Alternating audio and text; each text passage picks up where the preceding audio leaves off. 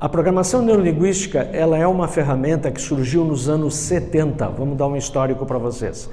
Nos anos 70, tinha na época, na Califórnia, um monte de gente estranha, fazendo um monte de coisas estranhas. A Califórnia era um terreno de ideias, ainda é, até hoje, é a plataforma de lançamento de ideias novas. O Vale do Silício está lá, né? A internet das coisas está nascendo lá. O equipamento não está lá, o hardware, mas a cabeça e os gênios estão lá, né? Os algoritmos estão lá.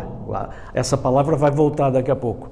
Então, é o lugar, se a gente pudesse dizer assim, onde é que no planeta tem uma reunião, maior contingente de gente inteligente?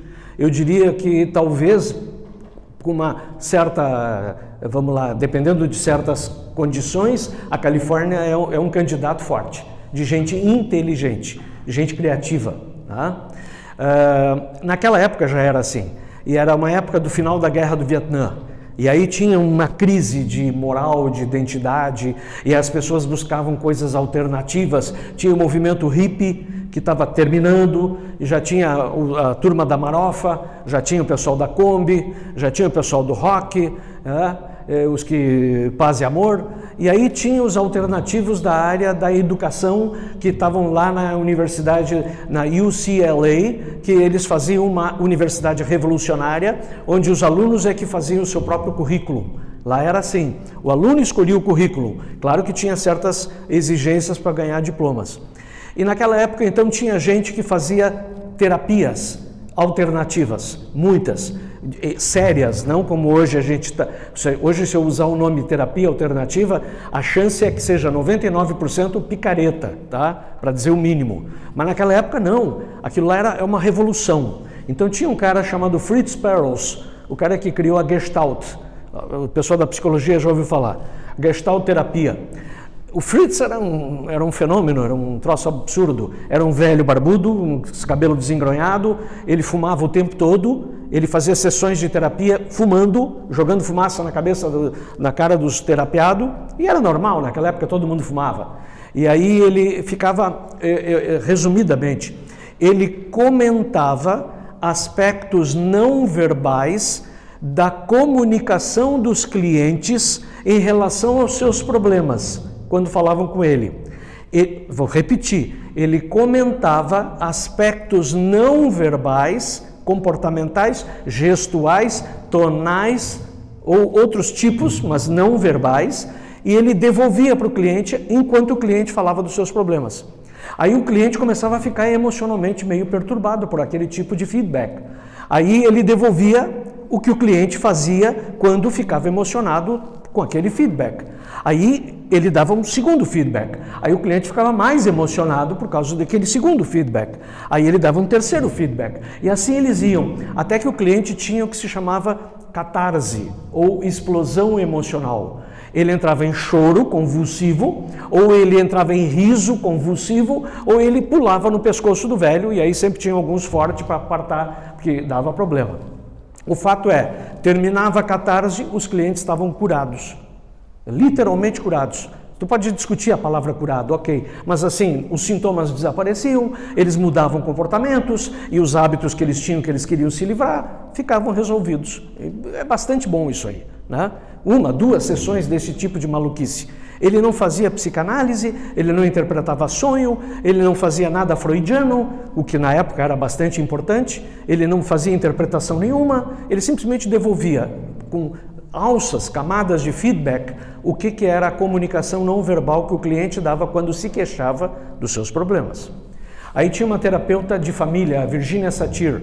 A Virginia Satir criou uma nova terapia chamada Padrão Satir de Terapia de Família. Criou uma escola chamada Avanta Network. E a Virginia fazia um troço muito diferente. A Virginia era uma matrona maternal, muito querida, muito fraterna. Ela era muito afetuosa, preocupada com as pessoas, mas ela não fazia o que todo mundo fazia quando fazia terapia de família.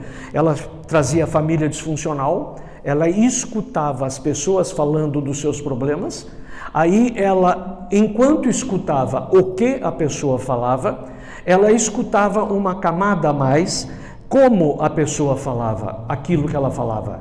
Vou repetir de novo, porque às vezes eu falo muito rápido e as pessoas não acompanham. Ela escutava não só o que a pessoa falava, mas ela escutava como a pessoa falava. E aí, dentro desse como, ela percebeu que as pessoas têm uma espécie de vocabulário ligado a experiências sensoriais. Tem pessoas que falam um vocabulário mais rico em palavras visuais, outros falam um vocabulário mais rico em palavras auditivas, outros falam um vocabulário mais rico em palavras sinestésicas. E aí ela verificou que as famílias disfuncionais também tinham, pode ser que tinha outra coisa, mas também tinham uma desconexão de vocabulários. A filha se queixava da mãe, um problema X, só que a filha falava numa linguagem cheia de palavras visuais. A mãe, quando se queixava da filha em relação a esse assunto, ela falava com linguagem cheia de palavras auditivas. E aí a Virgínia detectou isso. Nunca ninguém tinha detectado antes. E aí a Virgínia traduzia para a mãe o que a filha disse, na língua da mãe. Traduzia para a filha o que a mãe disse, na língua da filha. E aí 1, 2, 3 sessões de tradução e elas começavam a se entender. E daqui a pouco a tradução era incorporada pela própria dupla, ou pela família, ou por quem estivesse lá envolvido. E essa tradução se fazia mais natural. E aí diminuía o ruído da comunicação, melhorava o aporte de informação e, portanto, diminuía o conflito. Claro que tinha outras coisas para fazer e ela fazia muito bem, a Virgínia. Fazia muito bem. Ela fazia uma espécie de psicodrama que só ela fazia, em que ela era bizarro, a cena era dantesca. Ela pegava alguém que tinha um problema e aí ela pedia que esse alguém, num grupo de mudança, nominasse pessoas estranhas para fazer papéis da sua vida e do seu problema. Então ela tinha um problema com o pai, com a mãe, com o tio, com o irmão, não sei quem. Lá na infância, que teve lá um rolo, um trauma, não sei quem. Tá. Aí ela pegava pessoas como nós aqui e ela dizia, tu vai ser meu pai, tu vai ser minha mãe, tu vai ser meu irmão, tu vai ser o cachorro. E aí ela montava um teatro onde ela, a pessoa que tinha o problema, dirigia a cena. Uma espécie de psicodrama, quase isso. Só que ela não era participante, ela era diretora. E aí ela dirigia e explicava para os personagens o que cada um tinha que fazer para que o problema aparecesse. E aí o problema mais ou menos aparecia. Aí daqui a pouco ela dava então, a Virgínia dava uma orientação dizendo, agora tu dá uma espécie de calibrada aí, como que dá para melhorar o desempenho dessas pessoas se tu pudesse dirigir realmente esse desempenho. Dito e feito. A direção de arte de cena foi feita e aí de repente a cena mudava para melhor. Resultado, terminou a cena, todo mundo se agradeceu, se abraçou, tchau, voltem semana que vem. Voltava semana que vem, a Virgínia perguntava para essa pessoa, como é que ficou o teu problema lá, XYZ, ou a tua memória, ou a tua culpa, ou o teu rolo, não importa o conteúdo, importa a estrutura. E aí a pessoa dizia, olha, eu não sei explicar, mas não está me causando mais nenhum problema. Ou eu não tenho mais mal-estar. Ou eu penso naquilo, já não tenho mais a sensação ruim que eu tinha. Ou eu vou naquela situação, naquele contexto, e eu não tenho a resposta que eu sempre tive. Ok, mágica. A Virgínia fazia mágica, o Fritz Perls fazia mágica. O Noam Chomsky, o cara que criou a linguagem transformacional. A linguagem transformacional foi um cara lá do Massachusetts Institute of Technology, MIT, MIT, a gente fala MIT, em que ele decifrou, depois de muitos estudos, depois de muitos aportes, ele foi o cara que codificou a ideia de que quando a gente fala, a estrutura da linguagem revela a estrutura dos pensamentos. Ele prova isso de uma forma acadêmica, em que há uma correlação entre o modo como a gente pensa e o modo como a gente fala. As pessoas que têm rolo, que têm confusão, elas falam enroladas e elas falam de forma confusa. Então, ele, avançando mais, verificou que quando uma pessoa conta um problema, ela conta o problema com uma estrutura de linguagem que não é saudável, não é organizada, não é clara, não é esclarecida, não é completa.